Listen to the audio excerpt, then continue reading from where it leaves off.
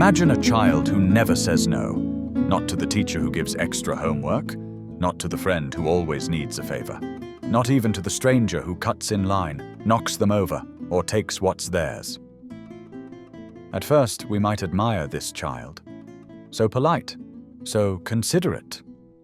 But watch closely, how their shoulders slowly curve inward, how they start smiling without meaning it, how their kindness begins to rot into something else, not love, not peace, something quieter, something darker. Now imagine that child grows up, and no one ever tells them they're allowed to stop. They become the adult who holds the door open while the world walks all over them, the one who apologizes before they speak, who makes themselves small just to feel safe, the one who feels bitter at night but still brings cupcakes to work the next morning. Is that a good person? Or is that a person slowly disappearing? We live in a world that praises the soft, the giving, the agreeable. But what if being a good person, the way we've been taught, isn't goodness at all? What if it's a quiet form of self-betrayal? This video is about that tension, about the people who suffer silently under the weight of being nice, and about the possibility that real goodness, true life-affirming virtue, requires something harder, something sharper, strength. We're going to look at how our culture has twisted the idea of goodness into obedience. Why so many kind-hearted people feel exhausted, unseen, and strangely angry, and how the philosopher Friedrich Nietzsche saw it coming over 100 years ago. He warned that beneath our politeness often lies not peace, but resentment. A resentment that poisons us from the inside out, because we think we have to swallow our rage in order to be loved. Nietzsche was no stranger to this kind of bitterness. Sickly and isolated for much of his life, he watched the world from the outside. He wasn't interested in being liked. He was interested in being free. In On the Genealogy of Morality, he introduced a disturbing but illuminating idea.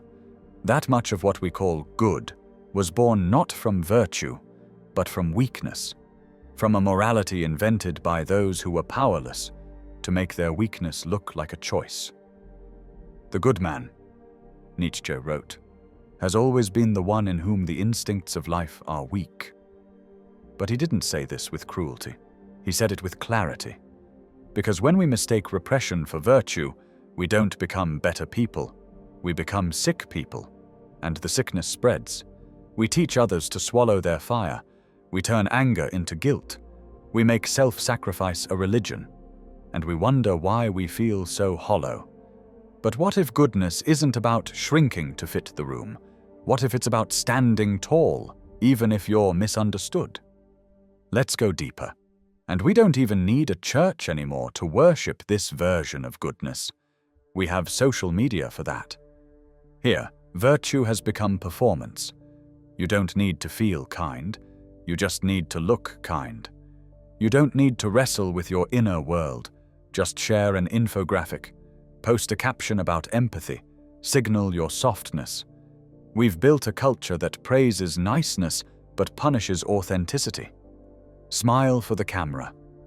Say the right things. Never raise your voice. Never disrupt the peace, even if the peace is slowly killing you. In relationships, we call it being the bigger person. At work, we call it professionalism. Online, it's being positive vibes only. But how often do these masks hide something trembling underneath? How many apologies have you given that weren't really yours? How often have you swallowed what you wanted to say just to keep the peace? And did you really feel proud afterward? Or just smaller? Nietzsche called this slave morality, a way of living built by the powerless, for the powerless, where we label whatever makes us feel afraid as evil and whatever keeps us safe as good. So strength becomes arrogance, passion becomes aggression, honesty becomes cruelty, and slowly we forget what real goodness looks like at all. Modern psychology echoes this in unexpected ways. There's a concept called fawning, a trauma response where, instead of fighting or fleeing, we appease. We over-agree. We over-help. We erase ourselves in the hope of avoiding harm. But it doesn't bring us peace. It brings us quiet panic. Neuroscientist Stephen Porges calls this the social engagement system. Our nervous system's way of keeping us safe by pleasing others. It's primal. It's clever. But in today's world, it's overactive. We're not running from lions. We're running from disapproval, from rejection. From that moment, someone looks at us and says, "How could you say that? How dare you stand up for yourself?" And so we soften our edges. We nod when we disagree. We smile when we're angry. We pretend we're okay because that's what good people do.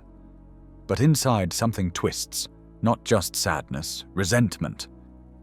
A slow, burning kind of grief for all the things we didn't say, for all the times we chose harmony over honesty, until we don't even know what we really feel anymore. Do you ever feel that? That hollowness after another yes you didn't mean? That ache in your chest after you laughed at the wrong moment, after you stayed silent when something inside was screaming? Maybe it started in childhood. Maybe you learned early that love had conditions. Be quiet, be helpful, be agreeable, and you'll be safe. But now, as an adult, the mask has grown heavy. So let me ask you gently, who would you be if you stopped trying to be good? Not evil, not cruel, just real. Could you even recognize yourself without the performance? Would you dare to find out? Let's keep going. But this ache, this quiet erosion of self, it's not just your ache. It's been named across centuries in different languages by those who dared to see beneath the surface. Carl Jung warned of what happens when we bury our anger, our truth, our instincts. He called it the shadow, the part of ourselves we deny and repress, not because it's evil, but because the world told us it was unacceptable. And the more we ignore it, the more it finds other ways to speak. Irritability, passive aggression, chronic exhaustion. Even kindness, when forced, can become a cage. The Buddhist teacher Chogyam Trungpa called it idiot compassion. The kind of compassion that tries to help without wisdom, that avoids conflict at all costs, that looks like love but is really fear in disguise. Even the Stoics, often misunderstood as emotionless, urged honesty and courage over comfort. Marcus Aurelius wrote, "If it is not right, do not do it. If it is not true, do not say it." Not, if it is not pleasant, hide it. But truth. Always truth, even when it trembles. Because what happens when we don't? When we stay silent just to be accepted?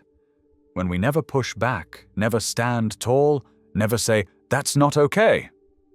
The world loses something. You lose something. We see it everywhere. Burnout in the helping professions, where empathy is weaponized against the self. Teachers, nurses, social workers, praised for their sacrifice, but left hollow from years of emotional labor without rest. We see it in friendships where one person always gives and the other quietly takes. We see it in the rise of high-functioning depression, in the millions who smile through their days while slowly sinking in some. A study published in Emotion found that suppressing emotions, especially anger, leads to more stress, worse relationships, and lower life satisfaction. We're told to be calm, be nice, be forgiving, but never taught how to be honest without guilt. So we don't explode, we implode, and in that implosion we forget. Forget what it feels like to move through the world with a spine. Forget what it means to say no without apology. Forget that love doesn't require our disappearance. So pause with me. Breathe. When was the last time you said yes and felt something die a little inside? When was the last time you smiled and hated yourself for it later? Not because you were wrong, but because you betrayed yourself. How many of your relationships are built on your silence rather than your truth? What parts of you are still waiting to be let out? This isn't about blame. This is about waking up.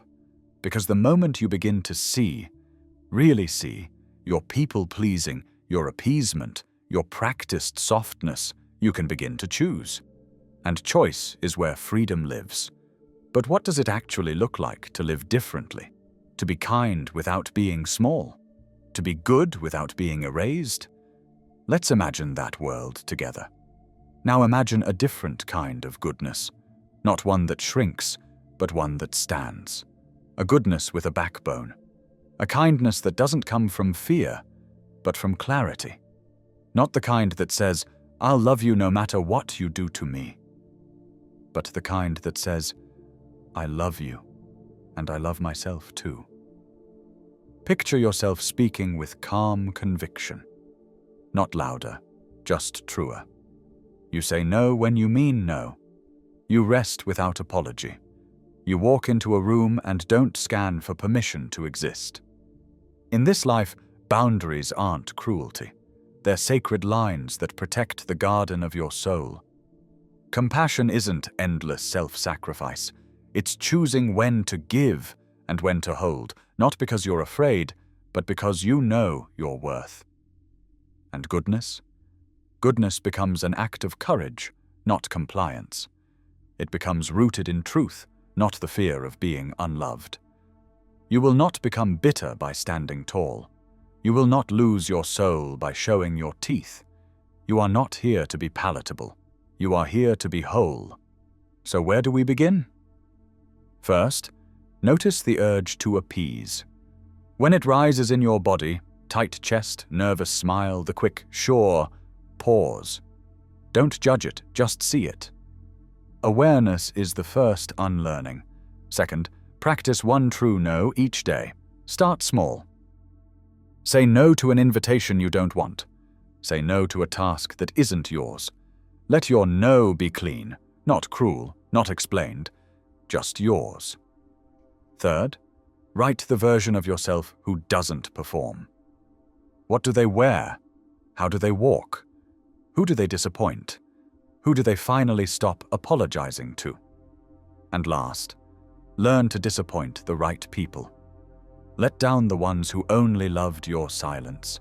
Lose the admiration that required your self-erasure. There is peace on the other side of being misunderstood. Because remember that child? The one who never said no? Maybe today, you let them speak. Maybe today, you choose to protect them, not by making them smaller, but by teaching them they never had to disappear to be loved. So I'll leave you with this. What if being a good person was never about being quiet, agreeable, or selfless? What if it was about being true, even when your truth trembles? What if your goodness didn't live in your compliance, but in your courage? And what if the most generous thing you could offer the world was yourself, unmasked? If this message found something hidden in you, write in the comments. I've smiled through the silence long enough. That way, I'll know you didn't just hear the words, you felt them. I want to know where you've kept yourself quiet, what it cost you, and what you're beginning to reclaim. This space is not for performance, but for shedding old skins. And if something in you has stirred awake, don't leave it here. The next video waits, not as entertainment, but as continuation.